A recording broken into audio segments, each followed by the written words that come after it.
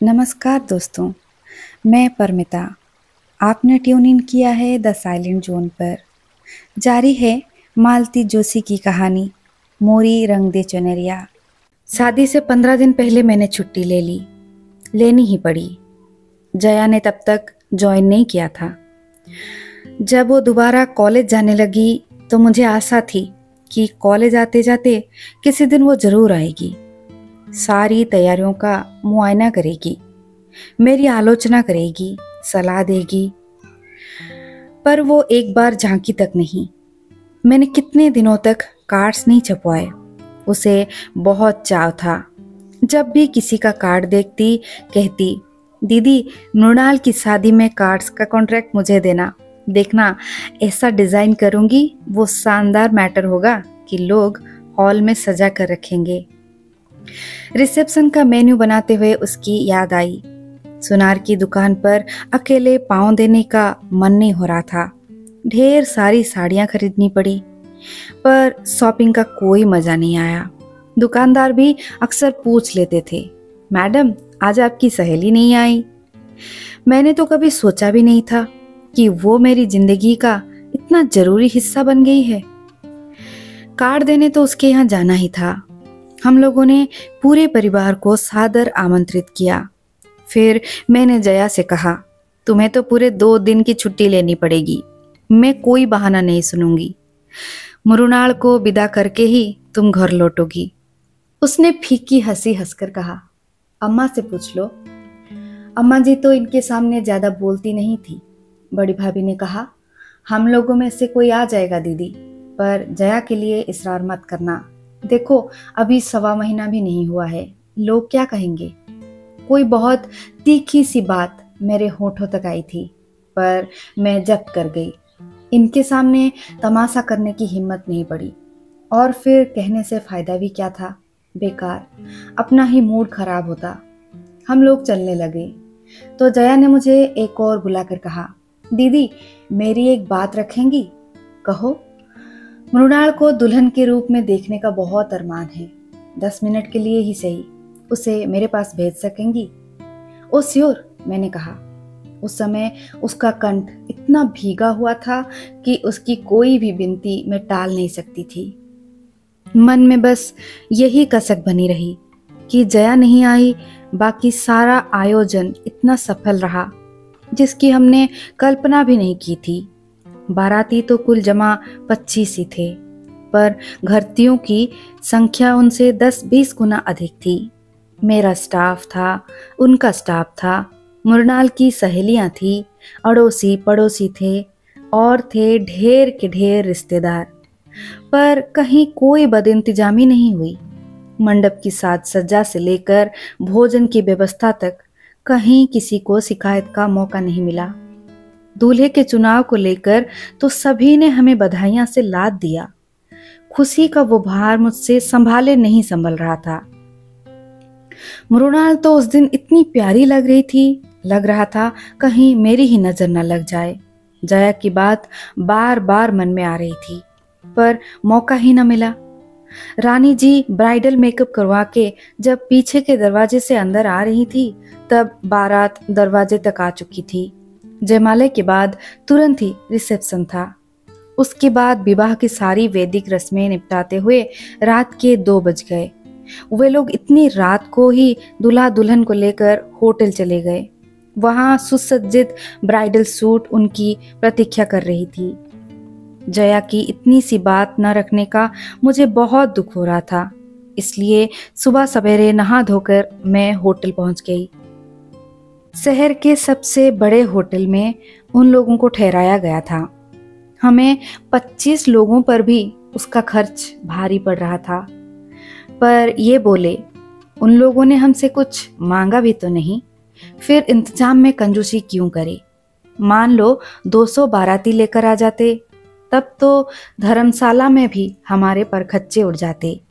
गाड़ी से उतरते ही मैं सीधे मृणाल के कमरे में जाने वाली थी, पर संकोच हो आया। फिर इन्होंने भी टोक दिया, गो थ्रो प्रॉपर चेन मैडम। ठीक था, अब तो उसे हम अपनी मनमर्जी से हर कहीं नहीं ले जा सकते थे। उसके सास ससुर से पूछना जरूरी था। सौभाग्य से वे जागे हुए थे। हमें देखते ही अचकचा गए। अरे, आप लोग सुबह सुबह? जी बस देखने चले आए थे कि आप लोगों को कोई असुविधा तो नहीं। अरे नहीं जी, बिल्कुल नहीं। 10 बजे खाना बिल्कुल तैयार रहेगा। आप लोग वहीं आ रहे हैं ना?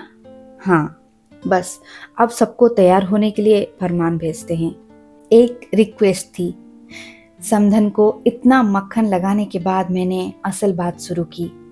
कहिए। मेरी एक सहेली कल शादी में नहीं आ सकी थी। मृणाल को बहुत प्यार करती है। जाने से पहले 10 मिनट के लिए दोनों वहां हो आएंगे तो उसका मन रह जाएगा। उसने बार बार कहलवाया था, लेकिन वे शादी में क्यों नहीं आई? क्या बीमार हैं? हाँ, बस यही समझ लीजिए। दरअसल उनके हस्बैंड की अभी अभी डेथ हुई है। अभी ने बीच में बोलने की क्या जरूरत थी? कौन सी बात कहाँ कहनी चाहिए, इसका विवेक तो पुरुषों को कभी होता ही नहीं। दरअसल बात क्या है बहन जी, मैंने कहना शुरू किया पर चुप हो गई। जया की कहानी क्या इस तरह एक सांस में किसी को सुनाई जा सकती है? मुझे तो आश्चर्य हो रहा है मिसेस कुमार। अभी तो लड़की की हल्दी भी नहीं उतरी और आप उसे ऐसी जगह भेज रही हैं। अपने ही हाथों अपनी बेटी का अपशगुन कर रही हैं। आश्चर्य तो मुझे होना चाहिए था। मैंने तो कह भी दिया, बहन जी आप तो यूरोप में 8-10 साल रह चुकी हैं, क्या आप भी इन चीजों को मानती हैं? यूरोप में रहने से क्या होता है? कोई हम अंग्रेज थोड़े ही हैं, अपनी संस्कृति थोड़ी छोड़ देंगे। मैं उनके कटे बालों को, रंगे होठों को, तरासी भौहों को और अनावृत बाहों को देखती रही।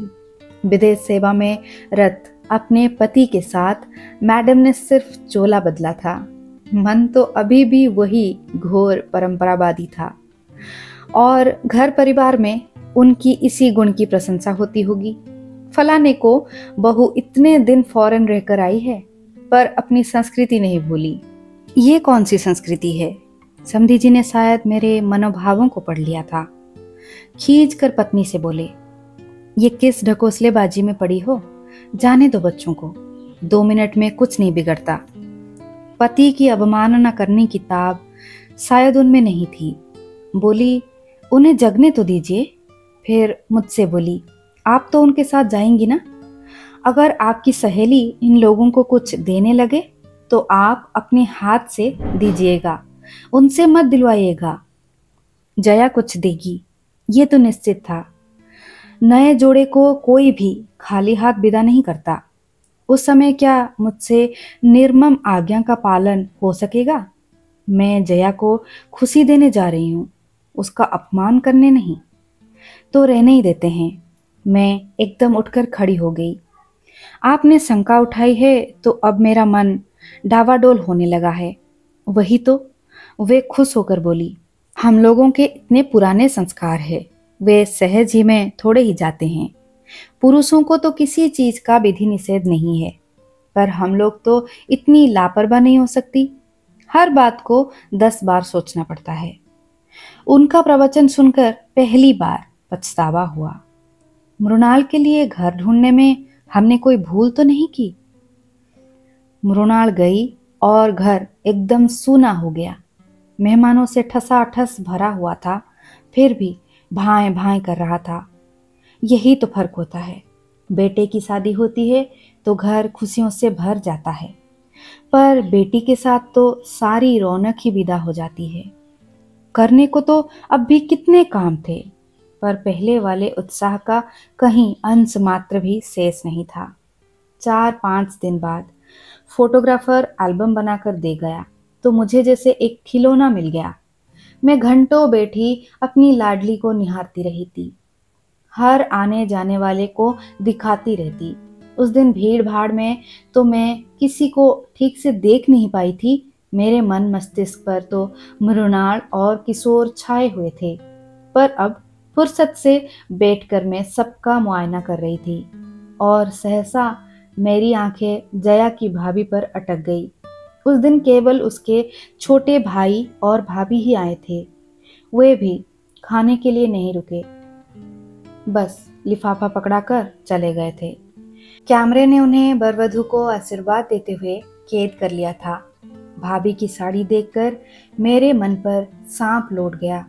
ये साड़ी थी जो हम लोगों ने पिछले वर्ष बंगलोर में खरीदी थी। पिछले वर्ष कॉलेज की ट्रिप दक्षिण भारत गई थी। पूरे रास्ते में हम लोग साड़ियाँ और नग वाले गहने खरीदते रहे। जया ने गहरे हरे रंग की कांजीवरम खरीदी थी, जिसका लाल और सुनहरी बॉर्डर थी। उसने कहा, दीदी, इसका उद्घाटन मृणाल की शादी में करेंगे। जया ने वही किया था। मृणाल की शादी में भाभी को वही साड़ी पहनाकर भेज दिया था। अच्छा हुआ जो उस दिन मेरा ध्यान नहीं गया, नहीं तो मूड इतना खराब होता कि बस। तो क्या जया वो साड़ी कभी नहीं पहनेगी? वैसे मुझे उस पर गुस्सा भी आ रहा था। शादी में नहीं आई तो ना सही, पर बाद में तो आ सकती थी। क्या उसे एल्बम दिखने का भी चाव नहीं रहा, या कि वो मुझ पर नाराज है? पर मैं उसे कैसे समझा पाऊंगी कि मैं मृणाल को उसके पास क्यों नहीं भेज सकी। पूरे 1 महीने की छुट्टी के बाद दोबारा कॉलेज जाते हुए मन खुशी से सराबोर था। पहले ही दिन शादी का एल्बम साथ ले जाना मैं नहीं भूली थी। स्टाफ रूम में दिन भर अच्छा सगल चलता रहा। मुझे लोगों ने दोबारा बधाइयां से लाद दिया, तारीफों के पुल बांध दिए। मैं भीतर ही भीतर पुलक से भर उठी, पर जया को देखते ही सारी खुशी को पाला मार गया। उसने तो सचमुच ही जैसे वैराग्य धारण कर लिया था। मुझे तो उसके पास बैठकर बात करने में भी संकोच होने लगा। मैं तो उससे लड़ने का इरादा लेकर आई थी। मुझे उससे माफी भी मांगनी थी, पर दोनों ही बातें नहीं हो सकी। उसके सूखे चेहरे और रूखी वेशभूषा से अभ्यस्त होने में मुझे 4-5 दिन लग गए। उसके बाद मैंने कहा, जया, बाजार कब चलना है? किस लिए? चंदेरी साड़ी लेनी है ना? अरे दीदी, मैंने तो मजाक किया था। लेकिन मैंने तो मजाक नहीं समझा था। अब आप क्या लड़की की शादी की साड़ियां बांटती फिरेंगी? रहने दीजिए, गौतम की शादी पर सोचेंगे। लड़का हो या लड़की, क्या फर्क पड़ता है? दोनों की शादी में माँ बाप को खुशी तो होती ही है। और फिर लड़के का क्या ठिकाना? कल को कनाडा से एक मैम ले आएगा और कहेगा, मम्मी ये रही तुम्हारी बहू। तब क्या होगा? मेरे सारे अरमान धरे के धरे रह जाएंगे। मैम बहू आएंगी तो क्या आप हमें साड़ी नहीं देंगी? फालतू बातें बंद। ये बताओ, बाजार कब चलना है? अभी रहने दीजिए दीदी। अभी बाजार जाती क्या मैं अच्छी लगूंगी? जया, ये तुम्हें क्या होता जा रहा है? मैंने कहा। कहना तो और भी बहुत कुछ चाहती थी, पर चुप रह गई। सचमुच इस लड़की को क्या होता जा रहा है? कपड़े तो जैसे भी पहन रही है ठीक है, पर शरीर भी तो सूखता चला जा रहा है। ब्लाउज झूल रहे हैं, गालों की हड्डियां निकल आई है, आंखों के इर्द गिर्द स्याह घेरे बन गए हैं। क्या रातों को सो नहीं पाती?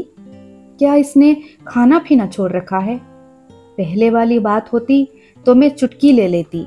जया, लगता है मरने वाले का गम तुम्हें सचमुच खाए जा रहा है। पर अब आपस में ना तो वो संवाद रह गया है, ना जया के बुझे बुझे चेहरे को देखकर ये सब कहने का साहस होता है। उस दिन कैलेंडर की तारीख बदलते हुए याद आया, आज तो जया का जन्मदिन है। उसका जन्मदिन हर साल मैं ही मनाती थी, कुछ ना कुछ उपहार भी देती थी। इस बार का उपहार तो ये ही था। जब मेरे बार बार कहने पर भी नहीं मानी तो एक दिन मैं खुद ही जाकर उसके लिए साड़ी ले आई थी। चपई रंग की खूबसूरत चंदेरी थी, जिस पर रुपेले बेल बूटे थे। ये जया का प्रिय रंग था। मैंने गुलाब जामुन सुबह ही बनाकर रख दिए। पंडित जी को दही वड़ों के लिए कह दिया। सोचा और कुछ गरम मैं आकर बना लूंगी। उस दिन के लिए इनसे गाड़ी मांग ली। सोचा गाड़ी में डालकर साथ ही ले आऊंगी। उसे खिला पिला कर यहाँ से साड़ी पहना कर ही भेजूंगी। उसका ये अकारण वैराग्य अब मुझसे झेला नहीं जा रहा था। किसी को तो पहल करनी पड़ेगी। वो अपने आप तो इस तथाकथित शोक से उबर नहीं पाएगी। पर कॉलेज जाते ही मुझे निराश होना पड़ा। उस दिन फिर उसकी छुट्टी की एप्लीकेशन आई हुई थी। मेरी सारी व्यूह रचना व्यर्थ होकर रह गई। क्या करती? ये लड़की हर 2 दिन बाद गायब हो जाती है। स्टाफ रूम में मैंने अपनी झल्लाहट उतारते हुए कहा, इसे नौकरी वोकरी करनी है कि नहीं? आपको नौकरी की पड़ी है मिसेस कुमार? वहाँ लाखों के बारे न्यारे हो रहे हैं। मिसेस माथुर का ये फिक्रा इतना अप्रत्याशित था कि मैं जड़ होकर रह गई। विश्वास न हो तो मिसेस गुप्ता से पूछ लो। मैंने मिसेस गुप्ता की ओर देखा तो वो बुरी तरह झेंप गई। बेचारी गौ महिला है, किसी के पचड़े में नहीं पड़ती। पता नहीं मिसेस माथुर ने उन्हें कैसे लपेट लिया। बताइए ना मिसेस गुप्ता, आप इतनी डरती क्यों है? कोई आपने चोरी की है? मिसेस माथुर ने उन्हें उकसाया तो वे बड़े दयनीय स्वर में बोली, भाई हमें तो ठीक से मालूम नहीं है, हमने तो सुना भर है। वही तो पूछ रहे हैं, क्या सुना है? हमारे सामने अस्थाना साहब एडवोकेट है ना, वो बता रहे थे कि इन लोगों ने दावा किया है। कैसा दावा? यही प्रॉपर्टी का। हस्बैंड की प्रॉपर्टी के लिए मिस वाजपेयी ने दावा किया है। अपने आप को मिस कहती है और हस्बैंड की प्रॉपर्टी में हिस्सा मांगती है। ये मिसेस मालवीय थी। इम्पॉसिबल। बड़ी देर बाद मेरे मुंह से निकला, जया कभी इतनी नीच हरकत नहीं कर सकती। मिसेस कुमार, मिसेस माथुर बोली, आपने बच्ची की शादी जरूर कर दी है, पर दुनियादारी के मामले में आप स्वयं अभी बच्ची है। आप नहीं जानती कि पैसे का मोह आदमी से क्या क्या करवा लेती है। प्रॉपर्टी के चक्कर में अच्छे अच्छों की नकाब उतर जाती है। लेकिन जया पैसे की भूखी नहीं है। वो खुद 2,500 रुपये महीना कमा रही है। 1000 और लाख में फर्क होता है मिसेस कुमार। पर मैं कहती हूँ, इसमें इतनी हाय तौबा मचाने की क्या जरूरत है? मिस रायजादा बोली, अगर वो उस शख्स के नाम पर 20 बरस तक धुनी रमाकर बैठी है तो उसका प्रॉपर्टी पर पूरा हक बनता है। वो अपने जायज हक के लिए लड़ रही है। बात जायज या नाजायज हक की नहीं है मिस रायजादा, मैंने संजीदा होकर कहा। प्रश्न तो ये है कि जिस बंधन को मन ने कभी स्वीकार ही नहीं किया, उसके मन जरूर स्वीकार करता। मिस माथुर बोली, अगर मन ये पहले जानता कि असामी 5 लाख का है, सारे बंधन स्वीकार कर लेता। 5 लाख? जी हाँ, जया के ससुर इस बेटे के नाम 5 लाख फिक्स में छोड़ गए हैं। व्यवस्था ये थी कि इस रकम का ब्याज उन लोगों को मिलता रहेगा जो उसकी देखभाल करेंगे। अब तक ऐसा ही होता भी रहा। तीनों भाई बारी बारी से उसे संभालते रहे। लेकिन उसकी मृत्यु ने अब प्रश्न चिन्ह खड़ा कर दिया है। इतनी बड़ी रकम का वारिस कौन होगा? वैसे लीगल राइट तो जया का ही बनता है, मिसेस रायजादा बोली। अरे वे लोग आपस में फैसला कर लेंगे, पर इसे एक कौड़ी भी नहीं देंगे, देख लेना। सुना है इन लोगों ने नोटिस भेजा है। उससे क्या फर्क पड़ता है? मुझे तो उस आदमी की मृत्यु भी स्वाभाविक नहीं लगती। स्टाफ रूम में फिर मृत्यु के कारणों की चर्चा चल पड़ी। कई तर्क कुतर्क उछाले गए, पर मेरा मन उस बातचीत से बहुत दूर चला गया था। जो कुछ सुना था उस पर विश्वास करना कठिन हो रहा था, पर इतने सारे लोग झूठ तो नहीं बोल सकते। उस शाम मैं अपने को ठेल ठाल कर उसके घर ले गई। वहां जाने की अब पहले की सी ललक मुझ में नहीं रही थी। उन लोगों का स्वागत भी अपेक्षाकृत ठंडा था। मुझे लगा कि यह संबंध अब बहुत दिनों तक ढोया नहीं जा सकता। जया हस्ब मालूम अपने कमरे में ही थी। साड़ी का पैकेट उसकी गोद में रखते हुए कहा, जन्मदिन की एक तुच्छ भेंट स्वीकार कीजिए। ओह दीदी, उसने कहा और उसकी आंखें छलछला आई। यहाँ घर पर तो सब लोग इतने व्यस्त हैं कि किसी को ऐसी छोटी सी बात का होश ही नहीं है। पर मैं जानती थी आप नहीं भूलेंगी, इसीलिए कॉलेज नहीं आई। बहुत मेहरबानी। आप ये सब क्यों लाई हैं? आपका तो आशीर्वाद ही मेरे लिए बहुत है। आपके इस स्नेह ऋण से तो मैं कभी उबर ही ना पाऊंगी। धन्यवाद। प्रस्ताव पढ़ चुकी। अब जरा खोल कर भी देख लो। उसने कांपते हाथों से पैकेट खोला और विस्मय विमुग्ध होकर देखती रही। कुछ देर तक तो साड़ी को गोद में रखकर उसकी मुलायम सतह पर हाथ फेरती रही। फिर उसे गालों से लगाकर उसकी रेशमी छुअन को अपने भीतर समोती रही। मैं मंत्रमुग्ध सी उसे देखती रही। लग रहा था जैसे वो बरसों बाद किसी अपने से मिल रही हो। कुछ देर तक वो कमरे में मेरी उपस्थिति को भूल ही गई थी। सुनो जया, कल तुम ये साड़ी पहनकर कॉलेज आओगी। कोई बहाना नहीं चलेगा। तुम्हारा वैराग्य पर्व अब समाप्त करना ही पड़ेगा। वो कुछ देर तक मुझे देखती रही और एकदम बिलख पड़ी। दीदी, मरने वाला अपने साथ मेरे पहनने ओढ़ने का सुख भी ले गया। अब ये साड़ी मेरे किसी काम की नहीं है। और वो भरभरा कर रो पड़ी। पति की मृत्यु के 2.5 महीने बाद जया का बांध टूटा था। मुझे समझ में नहीं आ रहा था कि उसे सांत्वना कैसे दूं, क्योंकि मैं नहीं जानती थी कि उसके दुख की जाति क्या है। मैं सिर्फ उसकी पीठ पर बालों पर हाथ फेरती रही। मैंने उसे चुप कराने का भी प्रयास नहीं किया। इतने दिनों से संचित आवेग का वो जाना ही ठीक था। बहुत देर तक रो लेने के बाद वो कुछ हल्की हो आई। बड़े ही तरल स्वर में उसने कहा, अगर मुझे कुछ देना ही चाहती है दीदी, तो एक सफ़ेद चिकन की साड़ी लाकर दे दीजिए। खुद जाकर खरीदने का साहस मुझ में नहीं है। तो तुम अब सफ़ेद साड़ी भी पहनोगी? हाँ दीदी, बिल्कुल टीनोपाल काइट साड़ी। उसे पहनकर औरत देवी लगती है। उसे देखकर दया भी उपजित है और श्रद्धा भी। मैंने ध्यान से सुना। उसकी बातों में वो पुरानी जया फिर से झांकने लगी थी। शायद जी भरकर रो लेने से मन पर पड़ी उदासी की परत धुल गई थी। मैंने भी फिर उसी मूड में उत्तर दिया, खबरदार, जो कॉलेज में सफ़ेद साड़ी पहनकर आई, मैं गेट के भीतर कदम नहीं रखने दूंगी। कॉलेज की नहीं दीदी, मैं तो कोर्ट की बात कर रही हूँ। वहाँ तो सफ़ेद साड़ी पहनकर ही जाना पड़ेगा। अगर असहाय निराश्रित विधवा का रूप नहीं धरूंगी तो जज साहब पसीजेंगे कैसे? कितनी आसानी से, बेतकल्लुफी से वो इतनी बड़ी बात कह गई थी।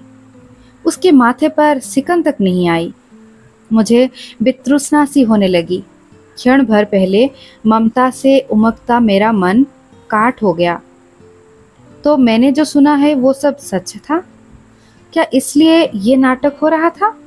नहीं दीदी, अब तक जो हुआ वो लोकाचार था। नाटक तो मैं अब करूंगी, आप देखती जाइए। Jaya, how can you? गुस्से के मारे मेरे मुंह से शब्द भी नहीं निकल सके।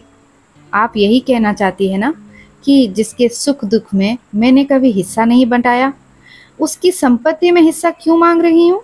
जिसका नाम कभी मैंने अपने नाम के साथ नहीं जुड़ने दिया, उसके वारिसों की लिस्ट में नाम क्यों लिख रही हूँ? आप यही कहना चाहती है ना? हाँ, मैं यही कहना चाहती हूँ।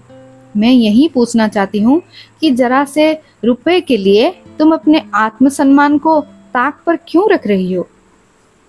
क्या आप सोचती हैं मैं ये सब अपनी मर्जी से कर रही हूँ? तो किसकी मर्जी से कर रही है? और मर्जी किसी की भी हो, क्या फर्क पड़ता है? करने वाली तो तुम हो। मजबूरी है दीदी। कभी कभी मनुष्य को ऐसे भी काम करने पड़ते हैं जिसके लिए मन गवाही नहीं देता। ऐसी कौन सी मजबूरी है? मजबूरी ये है कि इस मन से परे भी एक दुनिया है जिसमें माँ है, भाई भतीजे हैं, भाभियाँ हैं। वे लोग क्या कहते हैं?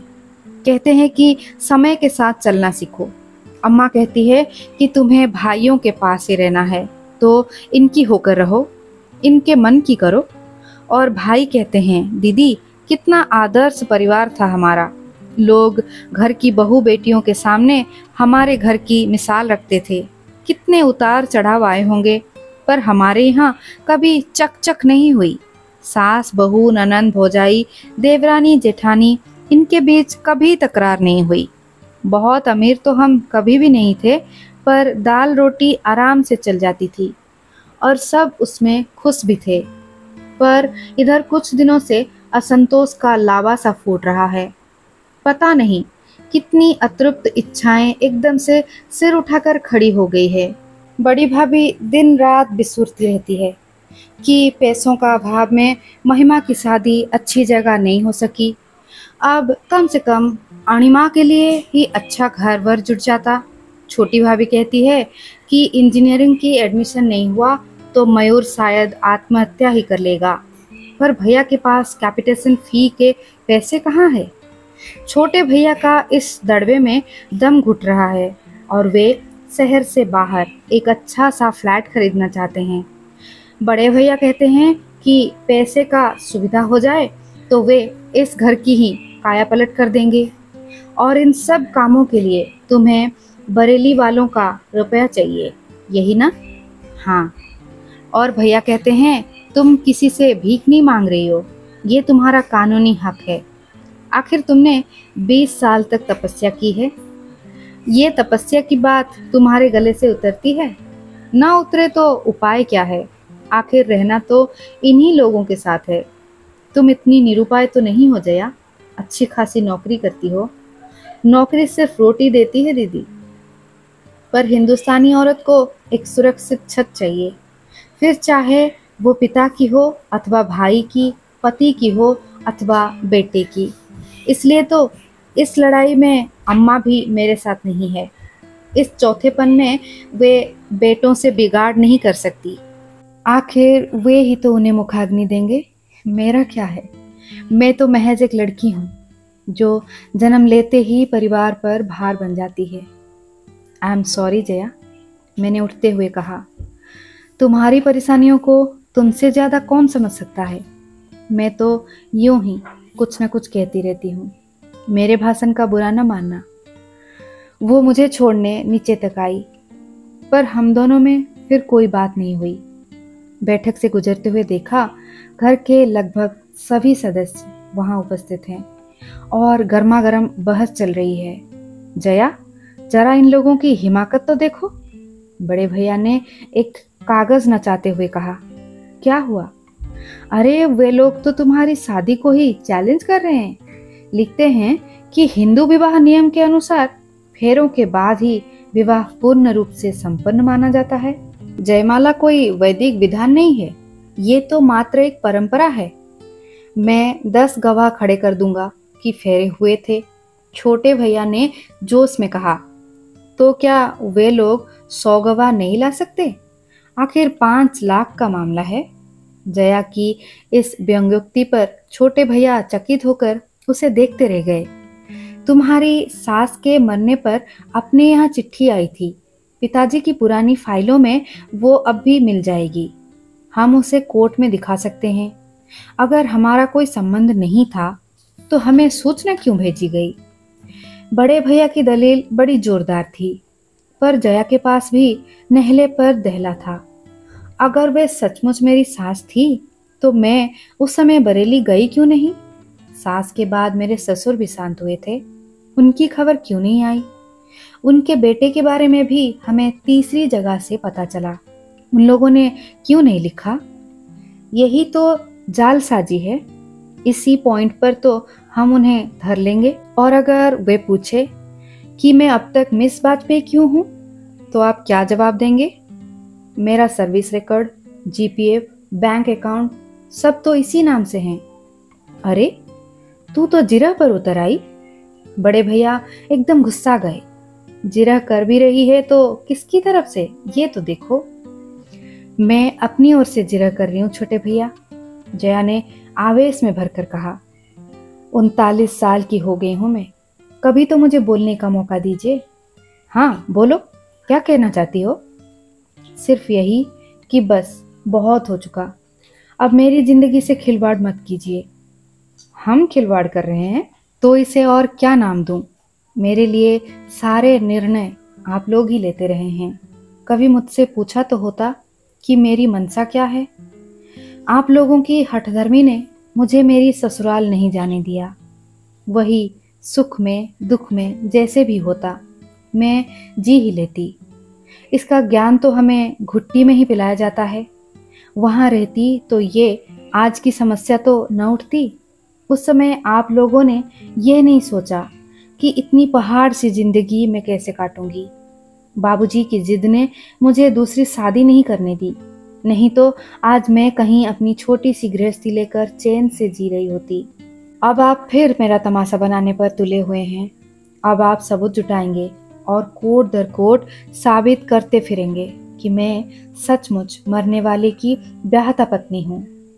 जिस गति से इस देश में दीवानी मुकदमा चलते हैं, उससे जाहिर है इसमें सालों लग जाएंगे। तब तक मेरा वजूद क्या होगा बताइए तो? मैं कुंवारी हूँ या विवाहित, विधवा हूँ या परित्यक्ता? सबको जैसे काट मार गया था। कमरे में इतने लोग थे, पर जया के स्वर की धार ने सबको गूंगा कर दिया था। बड़े भैया, उसने अश्रु विगलित कंठ से कहा, मैं आपके पांव पड़ती हूँ। आप चाहे तो मेरी सारी पेंशन, जीपीएफ, सीपीएफ अपने नाम लिखवा लीजिए, पर मुझसे ऐसा कोई काम न करवाइए कि मैं अपनी ही नजरों में गिर जाऊं। मुझ पर इतनी मेहरबानी जरूर कीजिए। चलिए दीदी, उसने मेरा हाथ पकड़कर कहा तो मुझे होश आया और शर्म भी। उस पारिवारिक ड्रामे की मुख्य दर्शक बनी मैं अब तक वहीं खड़ी थी। सॉरी जया, मैंने बाहर निकलते हुए कहा। मुझे बहुत पहले चले जाना चाहिए था। भाभी लोग पता नहीं क्या सोच रही होंगी। मुझे मालूम है वे क्या सोच रही हैं, और उनका सोचना बिल्कुल ठीक है।